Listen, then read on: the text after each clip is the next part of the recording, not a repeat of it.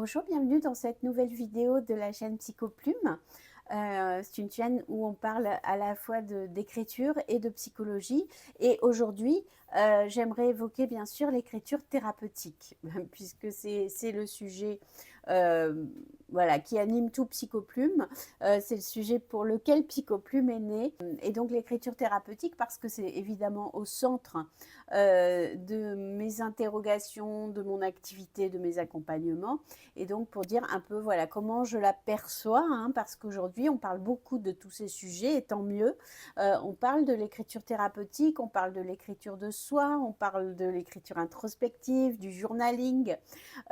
Donc il y a plein de choses qui émergent autour de cette écriture qui a des effets thérapeutiques. Pour ces effets thérapeutiques, hein, c'est pour ça qu'on en parle, même quand on parle simplement d'écrire tous les jours dans un carnet, c'est bien pour se dire ça va m'aider à aller mieux en règle générale, ou à mieux être aligné avec mes désirs, avec comment je me sens. Donc on est dans cette démarche quand on écrit de façon introspective, hein, vraiment d'essayer d'en voir les effets thérapeutiques. Donc j'avais envie de revenir, hein, sur cette question qui est fondamentale. Donc dans mon activité, c'est qu'est-ce que c'est finalement l'écriture thérapeutique. Et donc je ne vais pas y revenir de façon théorique, mais juste vous dire comment moi je ressens les choses et comment je les travaille. Pour moi, bon, l'écriture, évidemment, quand on écrit sur soi à partir de ses ressentis, ça a une fonction d'expression, tout simplement, puisque c'est du langage. Et donc, ça permet un mieux-être, rien que par le fait qu'on s'est exprimé, on a déchargé quelque chose, des émotions qu'on avait à l'intérieur, à l'extérieur de nous. Donc, en ça, déjà, eh bien, on en ressent des effets positifs, comme quand on s'exprime avec vérité. Donc ça, c'est une chose. Et comme l'écriture, on est face à soi-même et on n'est pas face à un autre, on peut aussi se laisser aller, à aller justement dans beaucoup de vérité, à aller dans quelque chose d'intime. Ça a des effets très bénéfiques d'être dans ce rapport de vérité à soi.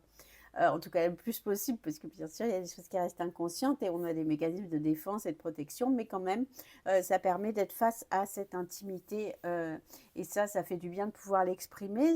L'écriture, on est obligé d'ordonner un peu les choses pour raconter, hein. L'écriture sert à raconter une histoire. Quand on raconte une histoire, on est obligé de l'ordonner un petit peu pour qu'elle soit compréhensible, pour en faire un récit. Et donc effectivement, quand on écrit un récit, même si j'écris que hier j'ai été marquée parce que une amie m'a parlé de façon pas assez respectueuse, disons, pour prendre n'importe quel exemple qui pourrait se retrouver dans un journal intime, je vais commencer par raconter quelle amie, quel degré d'amitié j'ai avec cette personne, et qu'est-ce que... Alors même si je ne le raconte pas, puisque c'est mon journal intime, j'ai pas besoin, je vais en dire un peu quelque chose, ou en faire sentir un peu quelque chose dans les mots, pour ensuite raconter qu'est-ce qui s'est passé dans l'interaction et qu'est-ce que ça m'a fait ressentir. Donc tout ça fait que j'ai une distance qui se met en place avec mes propres émotions, puisque je suis obligée de les poser là à l'extérieur de moi, sur du papier ou sur un écran si j'écris sur un ordinateur ou un téléphone. Donc il y a cette prise de distance avec ce qui m'arrive, avec ce qui me traverse, qui est propre à l'écriture. Et qui est aussi très intéressante. Et puis, il y a une autre voie qui est l'élaboration. Donc ça, c'est un mot qui est souvent utilisé par les psys. L'élaboration, la symbolisation, hein, donc c'est de vraiment arriver à sortir de ce qui émerge dans un texte quelque chose de plus grand que lui, je dirais.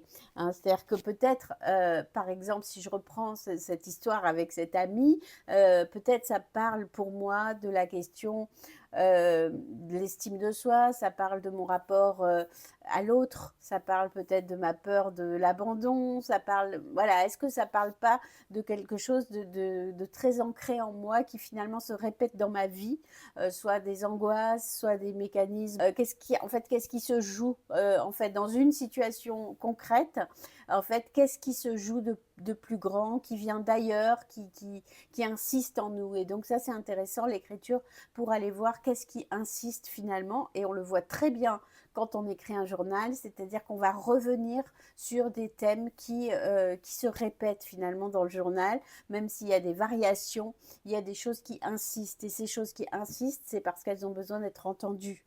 Sinon, elles n'auraient pas besoin d'insister. Je crois que ce qui est très intéressant aussi, c'est d'écouter en fait la forme, pas seulement le fond.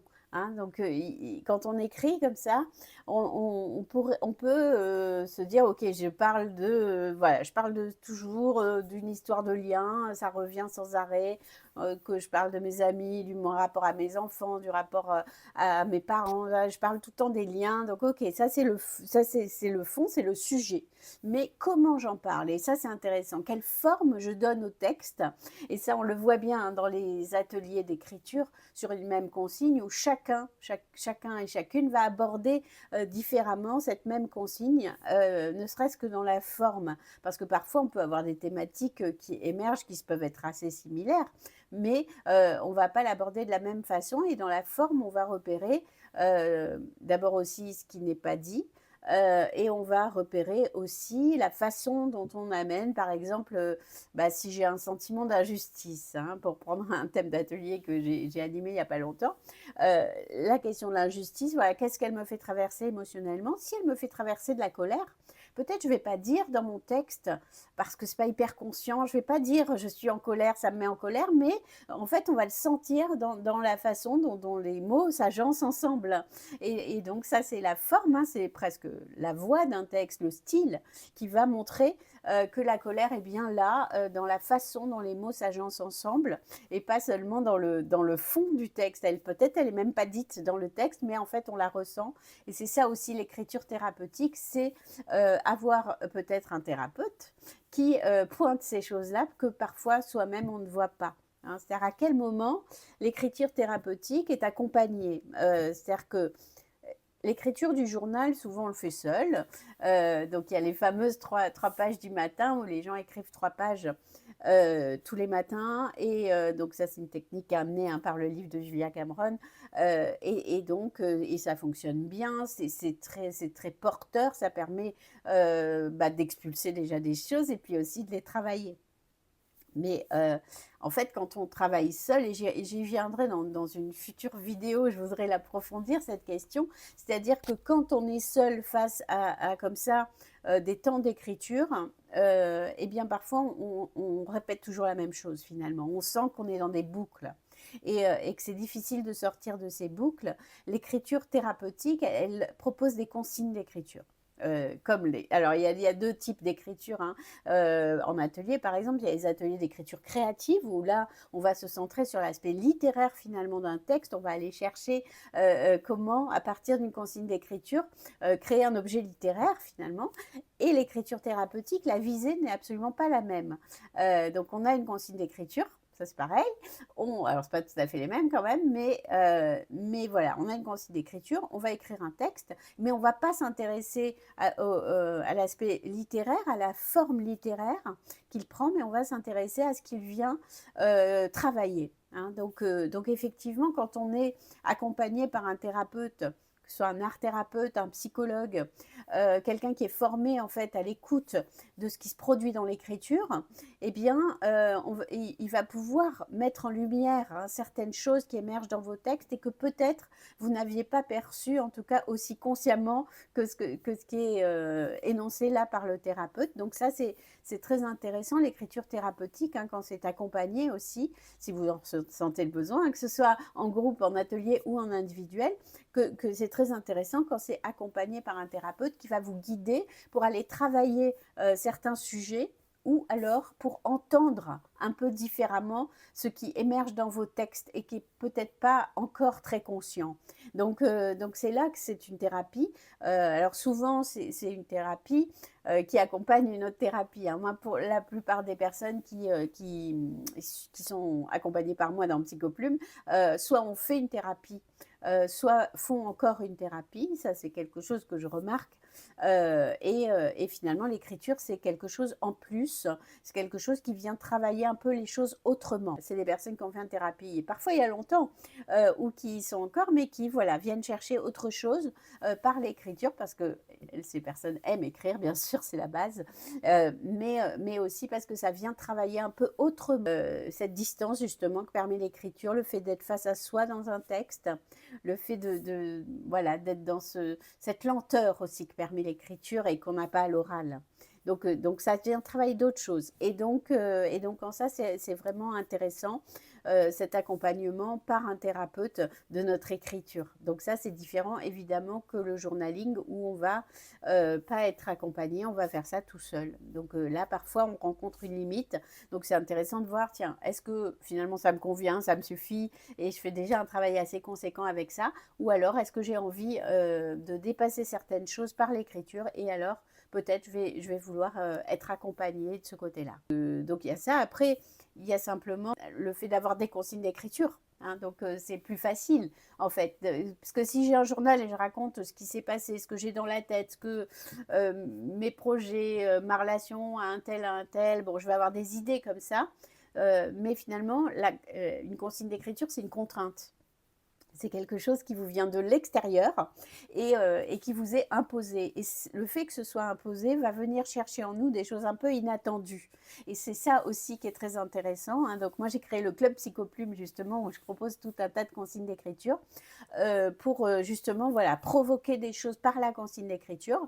On peut tout à fait la détourner après, on n'est pas obligé d'y obéir hein, à 100%, mais en tout cas, elle vient vous chercher ailleurs que là où vous iriez naturellement. Donc c'est en ça aussi que c'est intéressant.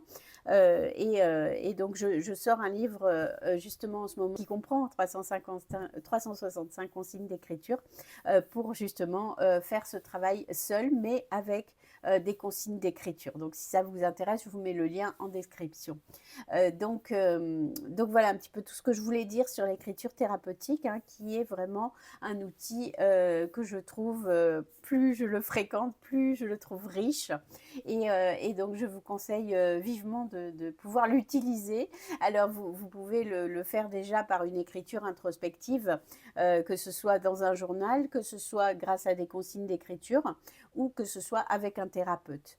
Donc voilà un petit peu ce que je voulais dire de ma vision de l'écriture thérapeutique. Hein. Vous pouvez me dire en commentaire ce que vous en pensez, si vous trouvez que l'écriture est thérapeutique ou non, ou si vous aimez bien écrire seul et vous avez besoin de personne et surtout pas parce que vous n'aimeriez pas qu'on vous lise, ou est-ce que vous aimez bien avoir des consignes quand même qui vous guident. Je serais ravie de vous lire pour voir un petit peu ce que vous en pensez. Voilà, je vous mets en description l'article de blog lié à l'écriture thérapeutique et à cette vision que j'en ai. Et je vous retrouve très bientôt pour une nouvelle vidéo.